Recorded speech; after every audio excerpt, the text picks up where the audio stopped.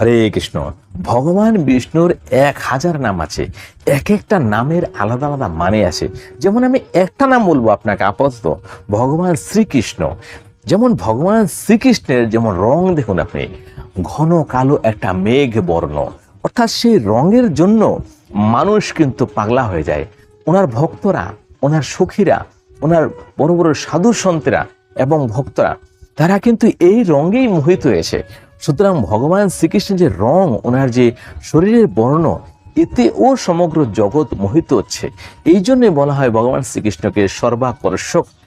এবং ভগবান শ্রীকৃষ্ণের আপনি চলার ঢং দেখুন, হাঁটার স্টাইল দেখুন, ওই হাঁটার ঢঙের জন্যই সমস্ত জগৎ মোহিত হয়ে যাচ্ছে। ভগবান শ্রীকৃষ্ণের দাঁড়ানোর স্টাইলটা দেখুন, ভগবান শ্রীকৃষ্ণের বাঁশি ধরার স্টাইল দেখুন, ভগবান শ্রীকৃষ্ণের একটু হালকা বাঁকা করে যে তেরছা করে তাকানোর স্টাইলটা দেখুন, ভগবান শ্রীকৃষ্ণের কথা বলার একটু মুখের মধ্যে হালকা তেরছা ভাব করে যে কথা বলা, সেটা দেখুন। এই সমস্ত কিছু দেখে সমগ্র জগৎ মোহিত হচ্ছে এই কৃষ্ণ নামে। এরকম ভগবানের হাজারো লাখো গুণ আছে এবং ভগবানের হাজারো নাম আছে, যেটা কি ভগবান মহাদেব বলেছিলেন মাতা পার্বতীকে। এই হাজারো নামের মধ্যে হাজারো মানে আছে এবং সেই এক একটা মানে যখন আপনি বুঝতে পারবেন, আপনি আনন্দে উৎফুল্লিত হয়ে যাবেন।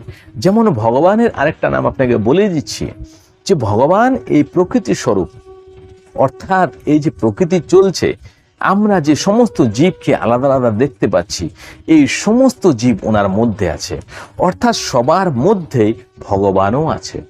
কিন্তু আমাদের কর্মভেদে, আমাদের কর্ম অনুযায়ী কোন কর্ম কাকে দিয়ে করাতে হবে, কে কি দেনাদার, কে কে পাওনাদার, ওটা হচ্ছে ভগবান নির্ধারণ করেন।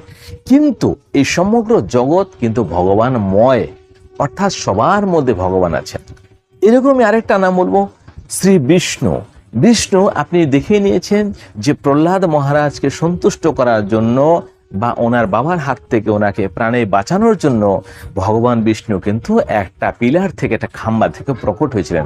অর্থাৎ ভগবান যে সর্বত্র বিরাজমান, ভগবান যে সর্বত্র উপস্থিত, এ থেকে আমরা বুঝতে পারি পরমাত্মা রূপে আপনার হৃদয়ের মধ্যে অবস্থান করেছেন। উনি সেটাও জানেন যে আপনি মনে মনেই বা কি ভাবছেন।